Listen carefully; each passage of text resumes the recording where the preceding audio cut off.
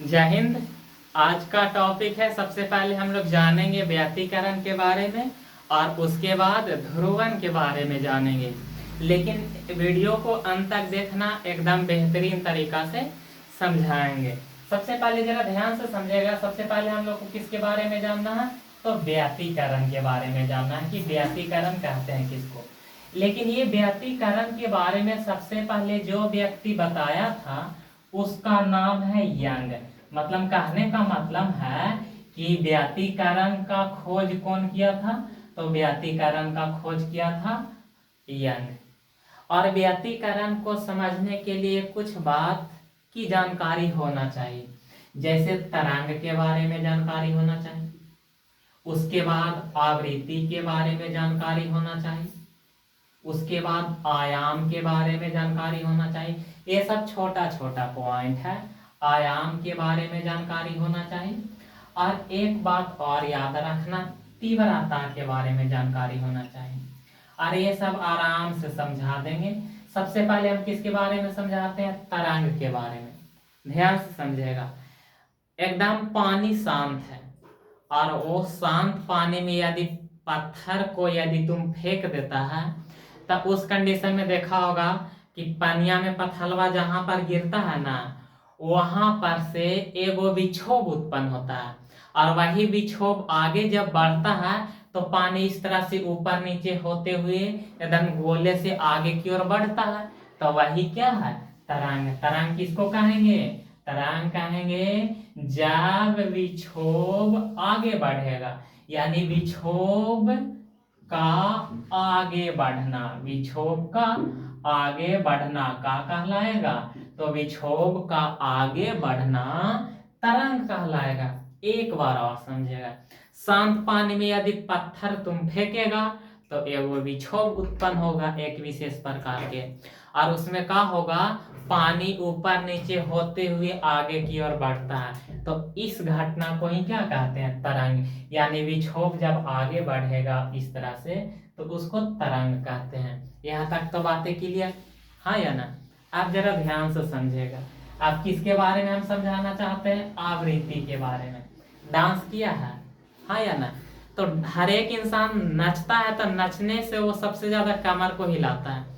तो एक एक सेकेंड में वो कमरिया हिला रहा है, तो वही तो कहा है आवृत्ति है। क्लियर?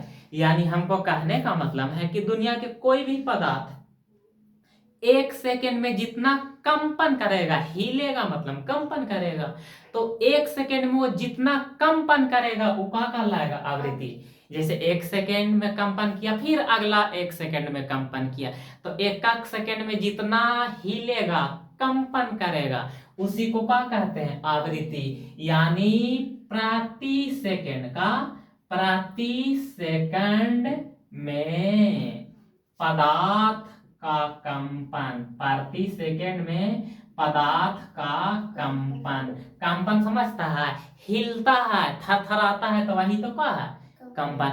यानी दुनिया के कोई भी पदार्थ एक सेकेंड में यानी प्रति सेकंड में जितना कंपन करेगा, और तू नचता है ना, प्रति सेकंड में जितना कमर हिला हिला दिया, वो क्या कहलाएगा? आवृत्ति। अब तो मेमोरी में सेट हो गया, भुलाएगा नहीं। अब किसके बारे में समझाते हैं? आयाम के बारे में समझाते हैं।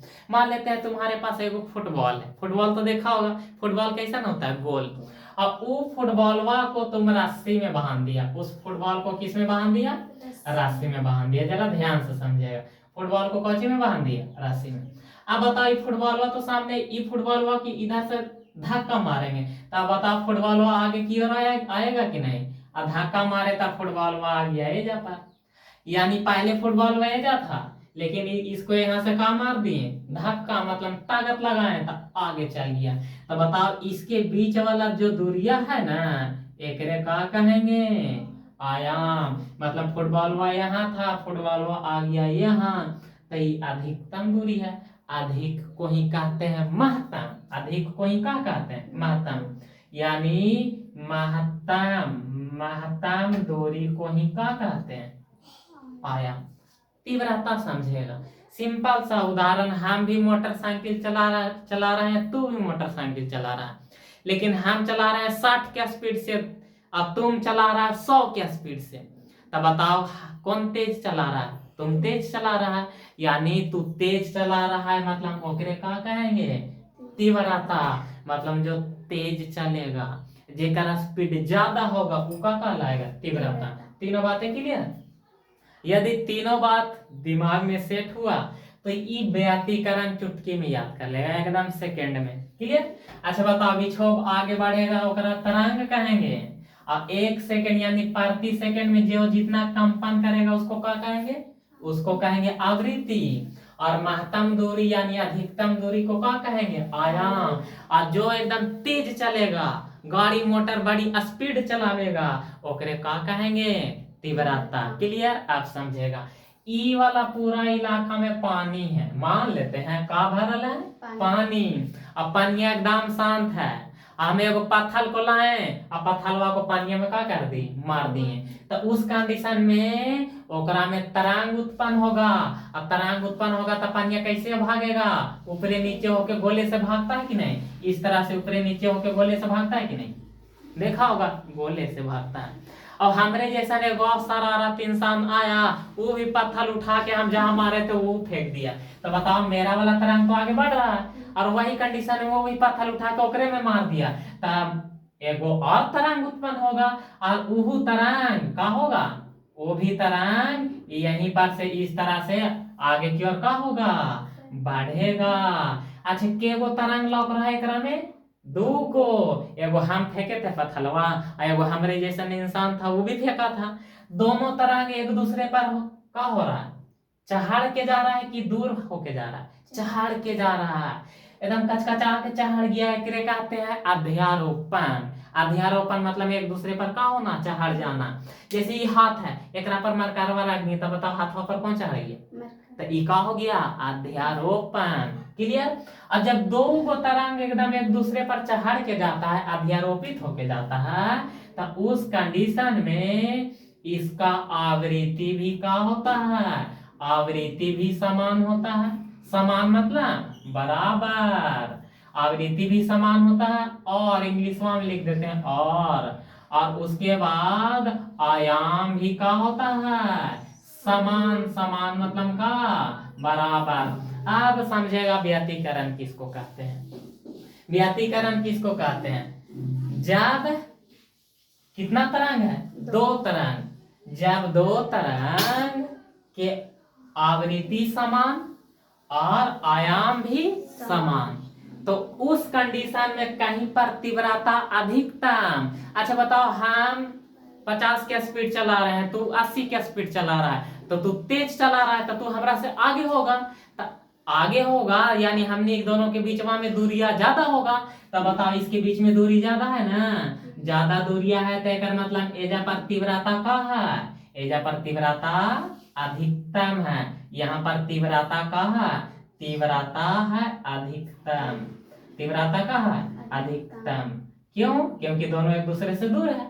और एजा देखो तो दोनों मिल गया, एकर मतलब एकर तीव्रता का है?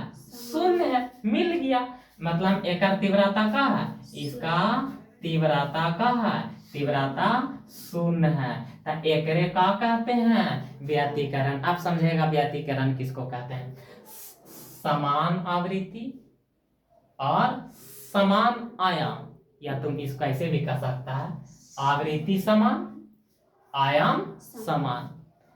जब दोनों तरंग एक दूसरे पर का होता है? अध्यारोपित होता है, तो कहीं पर तीव्रता अधिकतम, तो कहीं पर तीव्रता शून्य। तो इस घटना को क्या कहते हैं? व्यातीकरण। एक बार और, आवृत्ति समान और आयाम भी समान होगा, तो दो तरंग एक दूसरे पर का होगा? अध्यारोपित होगा, तो कहीं पर तीव्रता अधिकतम, तो कहीं पर तीव्रता शून्य। एकरे का कहते हैं? व्यातीकरण। क्लियर? लेकिन यहाँ से ज्यादातर सवाल पूछता है एग्जाम्पल इसका। अब बताओ, कहीं पर तीव्रता अधिक होगा, कहीं पर तीव्रता कम होगा, एक मतलब इसको कहे के मतलब है कि उक्का भी चमकेगा। उक्का भी का होगा? चमकेगा। कभी का होगा? कभी चमकेगा। अब कभी चमकेगा, तो समाज जाना कभी चमक रहा है, तो क्या उदाहरण है? किस घटना के कारण वो कभी कभी चमकता है? तो व्यतिकरण के कारण। एग्जाम्पल बताते हैं, शादी विवाह या बड़े बड़े पार्टी में जाएगा तो जितना महिला लोग होगा और जितना लड़की लोग होगी एकदम चमकौआ झमाझम पहन के आती है कि नहीं? और ओकरा पर लाइटवा जब पड़ता है तो देखना कभी खूब चमकेगा कभी कम चमकेगा। ऐसा तो महसूस किया होगा। तो कभी कभी चमकेगा, 21 घटना के कारण चमकता है, व्यतिकरण के कारण चमकता है। एग्जाम्पल बताते हैं, जैसे में जरा ध्यान से सुनेगा, साबुन के बुलबुला चमकता है, देखा होगा कि ना? साबुन के बुलबुला, साबुन के बुलबुला साबुन के बुलबुला पर प्रकाश पड़ेगा ना तो वो बुलबुला खूब चमकता है। तो किसके कारण चमकता है? व्यतिकरण। एक एग्जांपल और बताते हैं, बता, गीला सड़क तो सब सड़क पर रोड जिसको कहते हैं, गीली रोड। चलो यहाँ जरा ध्यान से समझेगा, गीली सड़क कब? बरसात के मौसम में पानी पड़ता है तो सड़क भीग जाता है, और सड़क भीग जाता है तब सड़क का हो गया, गीला हो गया या गीली सड़क। और गीली सड़क पर जब पेट्रोल गिरेगा, क्या गिरेगा? पेट्रोल के बूंद या डीजल के बूंद गिरता है तो देखना कि सड़क पर जब डीजल या पेट्रोल गिरता है तो जिस भाग में गिरेगा वहां पर चटक पटक चमकता है। तो ये सब किस का उदाहरण है? व्यतिकरण। एक बात और यहाँ से याद रखना, पानी के बुलबुला का चमकना, का याद रखना? पानी के बुलबुला का चमकना, ये किसका उदाहरण है? क्लियर? इतना बात है, याद हुआ? बताओ, व्यतिकरण की खोज किया कौन? यंग। व्यतिकरण किसको कहेंगे? तो जब समान आवृत्ति और समान आयाम के दो तरंग एक दूसरे पर का होगा? चढ़ जाएगा, मतलब अध्यारोपित होगा। तो कहीं पर तीव्रता अधिकतम होगा तो कहीं पर तीव्रता का होगा, तो कहीं पर तीव्रता शून्य होगा। और इस घटना को ही क्या कहते हैं? व्यतिकरण। और एक कहे के मतलब है कि कोई पदार्थ कभी कभी चमकेगा, वो व्यतिकरण का उदाहरण है। जैसे पानी के बुलबुला का चमकना, साबुन के बुलबुला का चमकना, गीला सड़क पर डीजल या पेट्रोल के बूंद गिर जाता है तो उसका चमकना, ये सब किसका उदाहरण है? तो ये सब के सब व्यतिकरण का उदाहरण है। यहाँ तक तो बातें क्लियर? अब जरा समझेगा, व्यतिकरण भी दो तरह के होता है।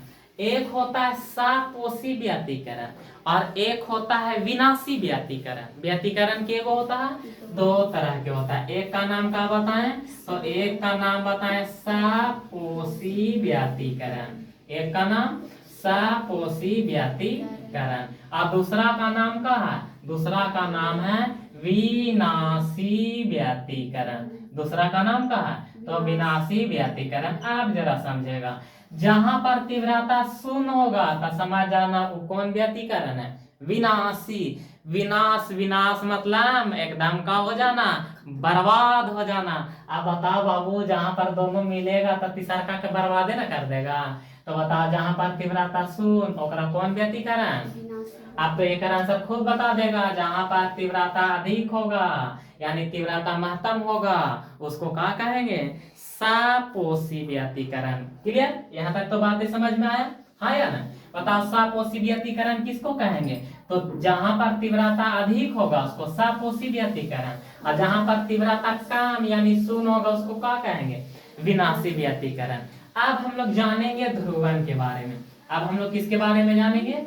ध्रुवन के बारे में जानेंगे। अब जरा ध्यान से समझेगा, ध्रुवन किसको कहते हैं? कोई भी तरंग को कोई खास दिशा में भेज देंगे वो क्या कहलाएगा? ध्रुवन कहलाएगा। इसे एग्जांपल से जरा बेहतरीन ढंग से समझाते हैं। तरंग को खास दिशा में भेजना, तरंग को खास दिशा में भेजना का कहलाता है? भेजना का कहलाता है? तो ध्रुवन कहलाता है। कुछ पल्ले पड़ा या नहीं पड़ा? जरा एग्जांपल से समझाते हैं, जरा ध्यान से देखेगा। एक एग्जांपल में है ध्वनि, एक का है, एक है ध्वनि। उसके बाद अगला जरा याद रखना का है प्रकाश।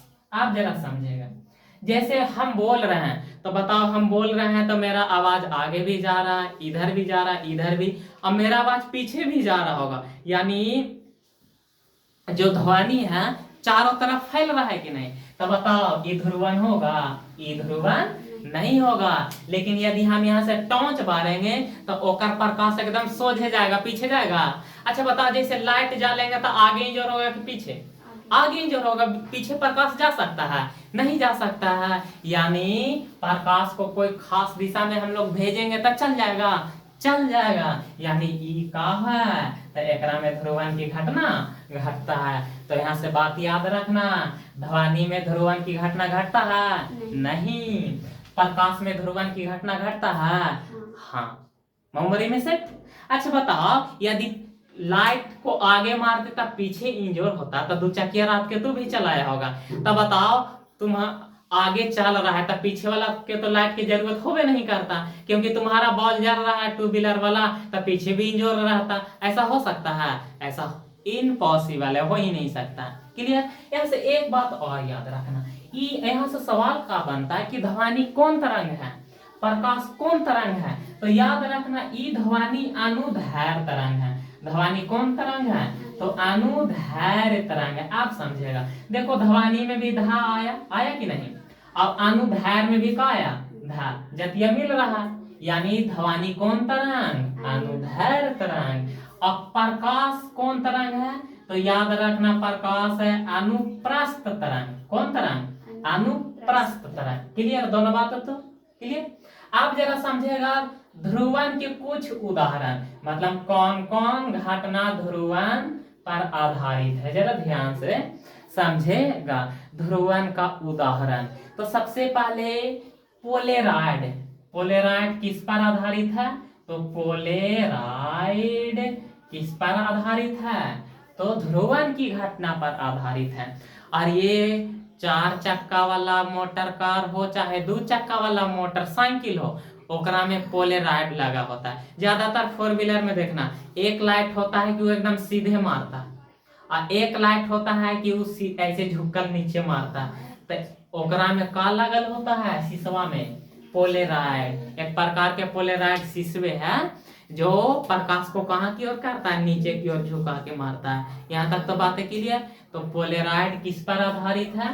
तो ये पोलेराइड ध्रुवन पर आधारित है। उसके बाद आप जरा ध्यान से समझेगा, होलोग्राफी समझता है? होलोग्राफी, होलोग्राफी आप जरा समझेगा। जो होलोग्राफी चमकता है, ये चमकता है किसके कारण? तो ध्रुवन के कारण होलोग्राफी चमकता है। आप जरा समझेगा, किताब में देखना एगो स्टिकर मारल होता है, एकदम चरखुट होगा और खूब चमकता है, वही का है? होलोग्राफी है। क्लियर?